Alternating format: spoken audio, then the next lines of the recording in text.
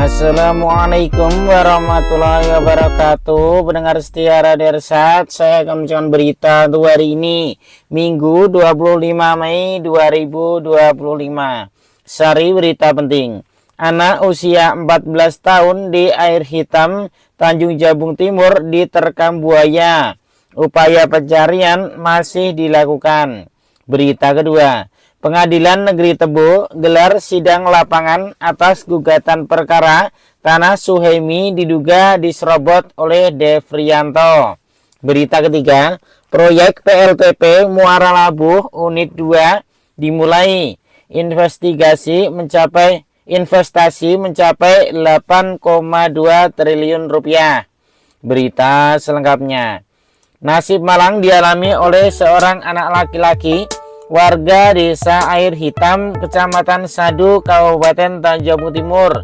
Di saat tengah asik bermain di aliran sungai bersama temannya, SA berumur 14 tahun dikabarkan hilang akibat diterkam buaya liar.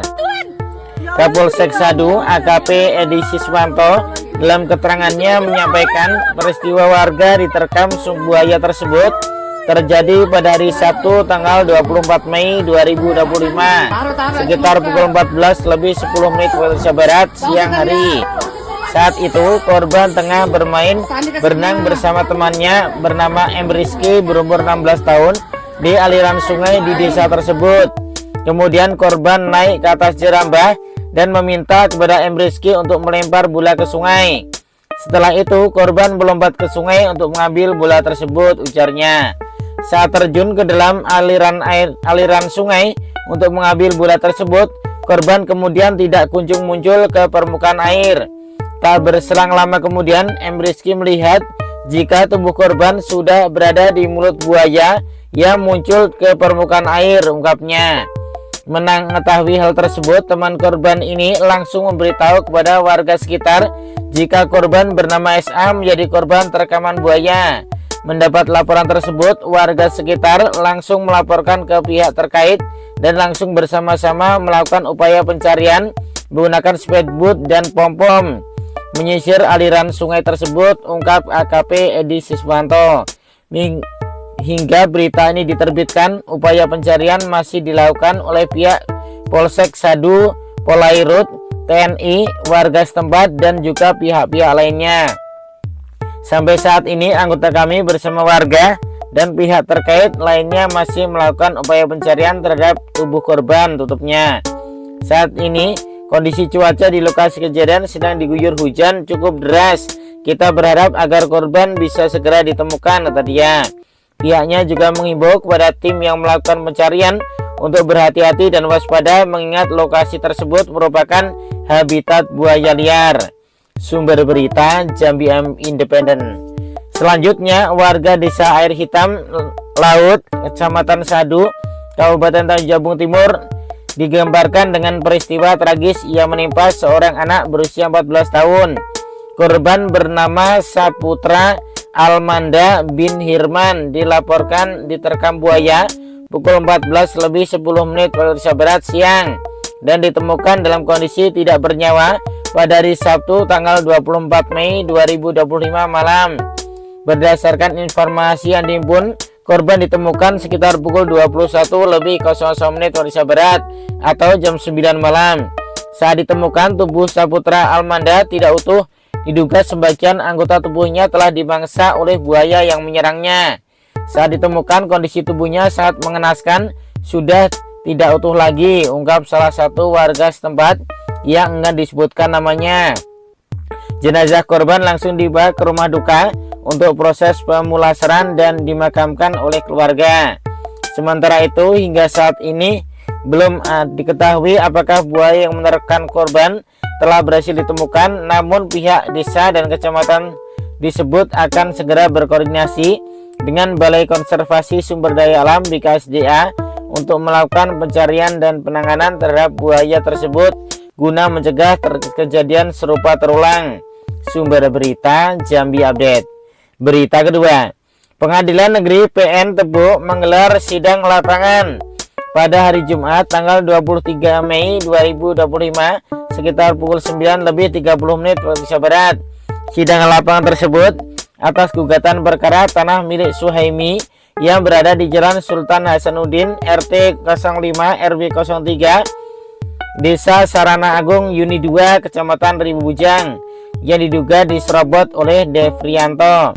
Sidang lapangan dihadiri oleh Ketua Majelis Hakim Pengadilan Negeri Tebo Hotma Edison Parlindungan Sipahutar beserta anggotanya Suhaimi selaku penggugat yang didampingi oleh kuasa hukumnya pihak tergugat 1 ahli waris almarhum Suwono atas nama Suwarti, tergugat 2 Devrianto bersama kuasa hukumnya, tergugat 3 Noverli Adiputra Daimasyaf, tergugat 4 dan Badan Pertanahan Nasional sebagai turut tergugat. Dalam sidang lapangan tersebut, Ketua Majelis Hakim Pengadilan Negeri Tebo sempat menolak permintaan dari tergugat 2 Devrianto, di mana tergugat 2 ini meminta agar tanah objek sengketa dengan segel jual beli tanah antara tergugat Suhaimi dengan almarhum Suwono seluas 30 meter kali 18 meter untuk diukur kembali pada saat itu. Setelah Majelis Hakim menolak permintaan tergugat 2, kemudian Majelis Hakim memberikan saran kepada tergugat 2 tentang realnya objek sengketa seperti apa menurut tergugat 2 untuk diuraikan dalam kesimpulan. Indra Satriawan, kuasa hukum penggugat mengungkapkan bahwa kliennya itu membeli sebidang tanah seluas 30 kali 18 meter dari almarhum Suwono pada tahun 1987 dan dibuat segel jual beli yang ditandatangani oleh kedua belah pihak. Kemudian pada tahun 1989 kliennya itu mendirikan bangunan rumah di atas tanah tersebut dengan lebar 6 kali 8 meter. Kemudian tahun 1994 lanjut Indra, kliennya membangun ruko dengan ukuran 3 kali 8 meter di sebelah selatan yang bersebelahan dengan rumah dinas guru. Setelah itu kliennya membangun ruko ukuran 6 kali 8 meter yang terletak di sebelah utara tahun 2007. Pada tahun 2008 Devrianto ini selaku tergugat 2 mendatangi rumah Pak Suhaimi dan mengatakan bahwa Devrianto mengaku-aku objek tanah sengketa 2 sebagai miliknya yang dibeli dari almarhum Suwono. Tanah yang diduga diserobot oleh Devrianto ini berukuran 12 kali 18 meter yang sebagian sudah dijual kepada tergugat 4, terang Indra. Di atas tanah objek sengketa 2 yang diduga diserobot Devrianto tahun 2008 ini, lanjut Indra, ada bangunan ruko milik kliennya Suhaimi yang dibangun tahun 1994 silam. Akibat perbuatan tergugat Devrianto ini, kliennya mengalami penderitaan kerugian hak atas tanah dan tergugat dikualifisir sebagai perbuatan melawan hukum. Sementara itu, Devrianto saat dikonfirmasi usai sidang lapangan mengatakan bahwa dirinya selaku pihak tergugat 2 berharap agar hakim memberikan keputusan seadil-adilnya.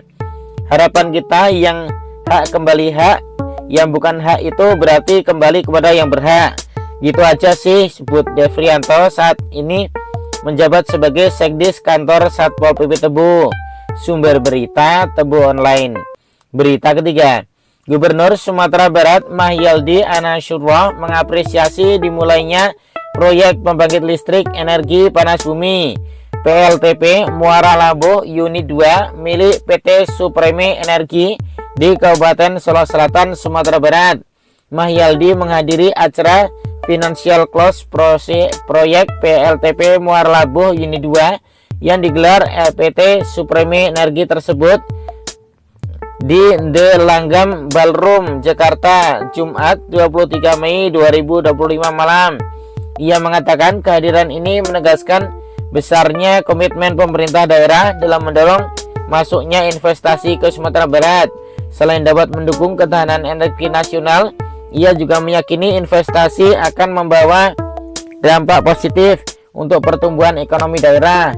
Mulainya proyek PLTP Muara Labuh Unit 2 ini akan menjadi babak baru pengembangan energi terbarukan di Indonesia. Insya Allah ini juga akan positif untuk pertumbuhan ekonomi daerah, kata Mahyaldi saat menghadiri perayaan Financial Close proyek PLTP Muara Labuh Unit 2. Diketahui jumlah investasi untuk proyek PLTP Muara Labuh Unit 2 adalah senilai 8,2 triliun rupiah, merupakan usaha kolaborasi dari PT Supreme Energy dengan konsorsium internasional asal Jepang Sumitomo Indan Impact dan Australia dengan pendanaan dari JBIC, ADB, serta Nexi. Proyek ini bukan hanya tentang pertahanan fisik, tapi juga pemerataan ekonomi dan lapangan kerja bagi masyarakat kita di Solo Selatan dan sekitarnya, ujar Mahyaldi. PLTP Muara Labuh Unit 2 berkapasitas 80 MW ini merupakan bagian dari fase pengembangan yang mencapai total 140 MW. Jika rampung, diperkirakan akan mampu menyuplai kebutuhan listrik 760.000 rumah tangga di Sumatera. Lebih lanjut, Mahyaldi mengatakan, selain di Kabupaten Solo Selatan masih ada 19 titik potensi geotermal lainnya yang siap dikembangkan di Sumatera Barat. Itu tersebar di beberapa daerah seperti Kabupaten Pasaman, Agam, hingga Tanah Datar. Masih banyak potensi energi baru terbarukan di Sumatera Barat yang dikembangkan oleh para investor, tambah Gubernur Mahyaldi. Sementara itu, Khairman PT Supreme Energy Supramu Santosa mengatakan PT LTP Muara Labuh Unit 2 sudah beroperasi pada tahun 2028 mendatang. Kami akan memastikan tahun 2028 nanti proyek ini sudah mulai beroperasi dengan standar keberlanjutan tertinggi, ungkapnya. Tampaknya sejumlah tokoh nasional juga hadir dalam acara Financial Close pada proyek PLTP Muara Labuh Unit 2, di antaranya Menteri ESDM Bahlil Lahdalia, Duta Besar Jepang Australia, serta Direktur Utama PT PLN. Sumber berita Langgam. Demikian berita untuk hari ini. Terima kasih atas perhatian Anda. Wassalamualaikum warahmatullahi wabarakatuh.